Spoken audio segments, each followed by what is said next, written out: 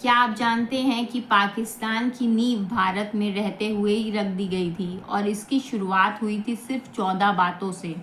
जी हाँ, इन्हें कहा जाता है जिन्ना के 14 सूत्र, 14 पॉइंट्स ऑफ जिन्ना।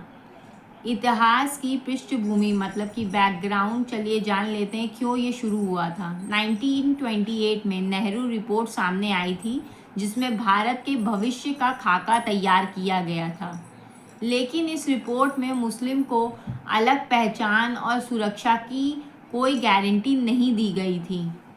यही वजह थी कि मोहम्मद अली जिन्ना ने 28 मार्च 1929 को दिल्ली में ऑल इंडिया मुस्लिम लीग के अधिवेशन में 14 पॉइंट्स पेश किए थे।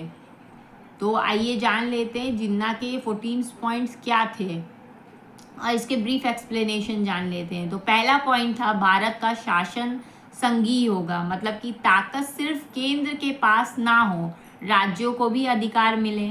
दूसरा था सभी अल्पसंख्यकों को धर्म की पूरी आज़ादी मिलेगी। तीसरा था सभी समुदायों को बराबरी का अधिकार होगा। चौथा था अल्पसंख्यकों को अपनी संस्कृति, धर्म और सभ्यता बनाए रखने की छूट मिलेगी। पांचवा था हर समुदाय को अपनी शिक्षा और संस्थान चलाने की स्वतंत्रता होगी। छठा था मुसलमानों को अपने धार्मिक कानून मतलब कि शरिया के अनुसार जीवन जीने की छूट होगी। सातवां था पूजा पद्धति और धार्मिक कार्यक्रमों की आज़ादी मिलेगी।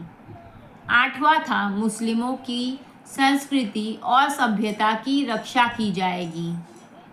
नौवां था सरकारी नौकरियों और सेवाओं में मुसलमानों को उचित हिस्सा मिलेगा। 10वां था मुसलमानों के अधिकारों की पूरी सुरक्षा की जाएगी। 11वां था मुसलमानों को अपनी मजहबी शिक्षा देने की आज़ादी होगी। 12वां पॉइंट था हर नागरिक को अभिव्यक्ति, प्रेस और संगठन की स्वतंत्रता होगी।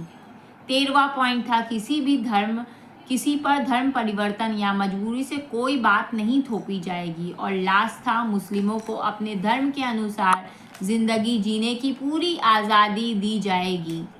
तो इन सूत्रों का महत्व क्या था? इन सूत्रों में जिन्ना ने मुसलमानों की धार्मिक, सांस्कृतिक और राजनीतिक सुरक्षा की मांग की थी, लेकिन कांग्रेस और अन्य नेता इन मांगों को मानने को तैयार नहीं थे।